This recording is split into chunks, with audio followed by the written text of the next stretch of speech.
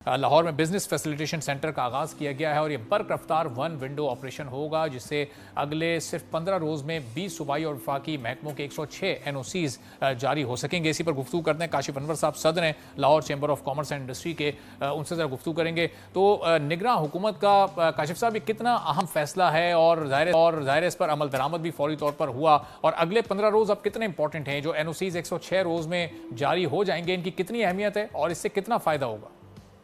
बात तो ये है कि बहुत ये जो निगरान हुकूमत ने ये लिया है, ये चैम्बर्स के ही कहने पे लिया है कि अगर हम अपनी जो इंडस्ट्री है एग्जिस्टिंग या आने वाली इंडस्ट्री,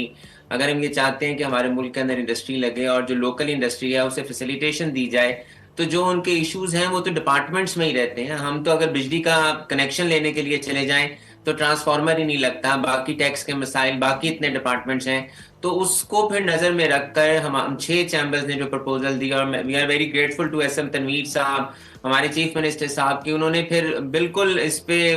जल्दी से इस पे काम किया और उन्होंने इंस्ट्रक्शंस दी कि एक ऐसा लाहेअमल बनाया जाए। और मैं ये बात यहाँ बताता चलूं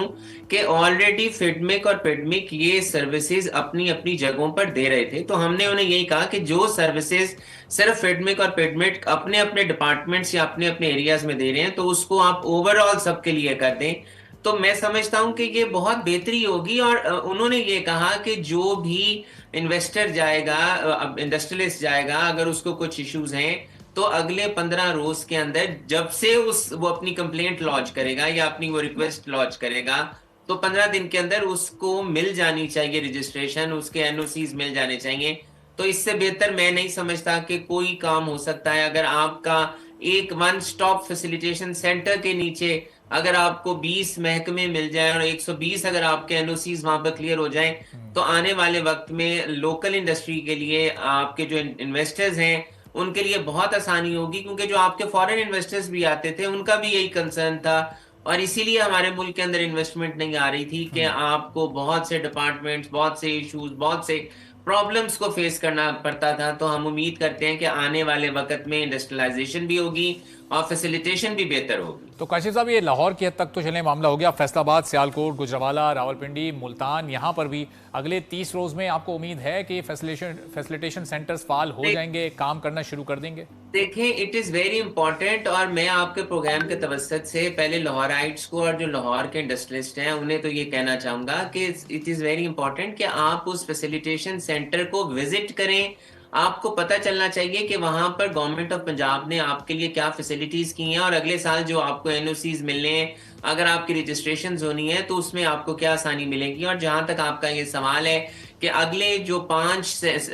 सूबे हैं, सिटीज हैं, उसमें ये फैसिलिटेशन सेंटर्स बनने हैं, तो चीफ मिनिस्टर साहब ने तो उस दिन यही कहा और मैं उम्मीद करता हूं कि जिस तरह लाहौर में ये फैसिलिटेशन सेंटर बनाए, चूंकि अब एक बेस बन गई है और उन्हें पता है कि ये कैसे बनना है, तो अल्टीमेटली अगले जो 5 शहर हैं उनमें भी ये बिजनेस फैसिलिटेशन सेंटर्स इंशाल्लाह बन जाएंगे, इसमें कोई दो राय नहीं है। और काशिफ साहब ये भी बताएगा कि ये इन फैसिलिटेशन सेंटर्स के फाल होने के बाद जो पहले काम हो रहा था और इसके बाद जो काम होगा उसकी स्पीड में कितना फर्क होगा, ओवरऑल मयार में कितना फर्क होगा, लोगों को आसानियां क्या क्या इससे मैसर आ सकेंगी? देखिए, सबसे बड़ी बात है कि हम बार बार जो बात करते हैं कि हमारे तक असेस नहीं है, हमें ये पता ही नहीं किन डिपार्टमेंट्स में जाना है। अगर 20 महकमे वहां पर हैं तो उन्होंने बाकी डिपार्टमेंट्स के साथ भी, सिर्फ 20 डिपार्टमेंट्स का ही आपका वहाँ इंटीग्रेशन नहीं होगा, वहाँ बाकी डिपार्टमेंट्स के साथ भी आपका अल्टीमेटली वो मिलवाएंगे। अगर हम उनसे पूछेंगे कि ये हमने नेक्स्ट स्टेप में किस डिपार्टमेंट के पास जाना है, तो जहां तक काम की बात है, जहां पर आपको 20 दफातर में जाना है और अगर आप एक दफ्तर में जाकर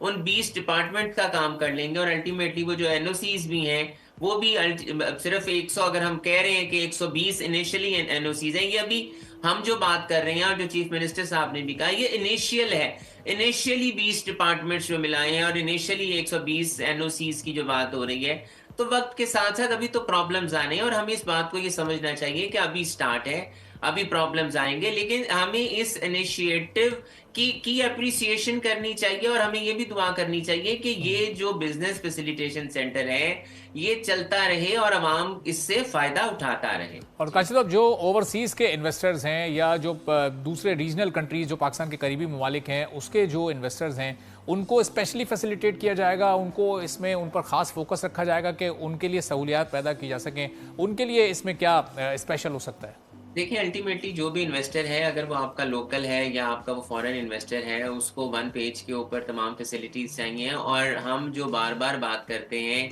कि आपका फॉरेन इन्वेस्टर तब तक नहीं आएगा जब तक आप लोकल इन्वेस्टर को आप महफूज नहीं करेंगे, जब तक आपके लोकल इन्वेस्टर की इन्वेस्टमेंट यहाँ पर, और जब तक आप उसके लोकल कैपिटल को नहीं रोकेंगे, तब तक आपका फॉरेन और एफडीआई आपके मुल्क के अंदर नहीं आएगा। तो देखिए आपके इमेज बिल्डिंग के लिए और आपके इंडस्ट्रियलाइजेशन के लिए, जब आपका लोकल इन्वेस्टर यहाँ सेटिस्फाई होगा कि उसके प्रॉब्लम्स एक पेज पे रिजॉल्व हो रहे हैं, तो अल्टीमेटली आपका जो फॉरेन इन्वेस्टर होगा, और जब आपका फॉरेन इन्वेस्टर आएगा, इसमें कोई दो राय नहीं है कि बहुत से चाइनीज इस मुल्क के अंदर एंटरप्रेन्योरशिप में काम कर रहे हैं, उन्होंने इंडस्ट्रीज लगा रखी हैं। अब अगर उनको जो प्रॉब्लम्स आए और अब अगली अगर वो इन्वेस्टमेंट करते हैं या किसी और को वो कहेंगे कि इस मुल्क के अंदर इन्वेस्टमेंट करें, तो उन्हें जब यहाँ फैसिलिटेशन मिलेगी तो आपका इमेज बहुत अच्छा जाएगा इन्वेस्टमेंट के लिए। तो अल्टीमेटली ना सिर्फ हमारा लोकल इन्वेस्टर इससे फैसिलिटेट होगा, आपका जो फॉरेन इन्वेस्टर है, चाहे वो पाकिस्तानीज हैं या वो किसी और नेशनैलिटी के हैं, अगर वो आपके मुल्क की, फिर बात ये है कि इस फैसिलिटेशन सेंटर के बनने से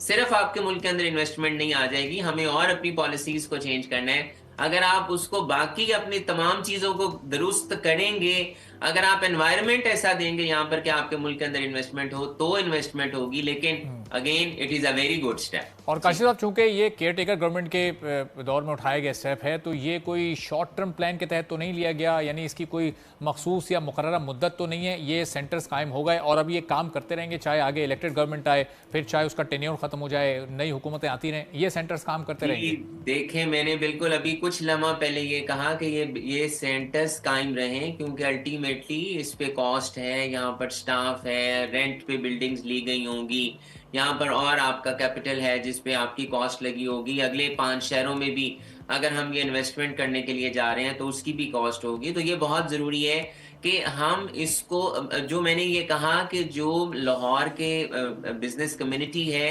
वो इसको ज़रूर विजिट करें, इसको जाकर देखें कि ये कैसे फैसिलिटेट कर सकते हैं। हम लाहौर चैम्बर की भी जिम्मेदारी है, हम भी इस पे काम कर रहे हैं कि हम अपने मेंबर्स को बताएं, अवेयरनेस दें कि बिजनेस फैसिलिटेशन सेंटर कायम हो गया है। जब अल्टीमेटली आपकी पब्लिक यहाँ पर जाएगी, उनके मसाइल हल होंगे, उनको फैसिलिटेशन मिलेगी, तो जो आने वाली गवर्नमेंट्स भी होंगी उनके लिए ये मुश्किल हो जाएगा इसको खत्म करना। और जो ये इनिशिएटिव है केयर टेकर गवर्नमेंट का, ये कंटिन्यू रहेगा, और बल्कि ऐसे इनिशिएटिव्स तो कंटिन्यू रहने चाहिए, इररिस्पेक्टिव ऑफ द फैक्ट कि ये केयर टेकर गवर्नमेंट ने ये बनाया या ये आपकी जो दूसरी गवर्नमेंट थी उसने बनाया। ये तो इंडस्ट्री के लिए है, आपकी इकोनॉमी के लिए है, ऐसे स्टेप्स को रोल बैक नहीं होना चाहिए। सही। और काशिफ साहब, चूंकि आप लोगों की कोशिश से गवर्नमेंट ने ये स्टेप लिया और अब बहरहाल ये अब अपनी एक फाइनल शेप में भी आ चुका है, तो ये इसकी इंपॉर्टेंस तो आपने अभी बयान कर दिया। अब ये मजीद अगर इंडस्ट्री को ग्रो करना है या स्टेबल करना है, तो उसके लिए क्या क्या तजावीज़ आपने गवर्नमेंट के सामने रखी हैं? चूंकि केयर टेकर गवर्नमेंट के पास बड़ा शॉर्ट टाइम है, उसके बाद इलेक्टेड गवर्नमेंट आनी है,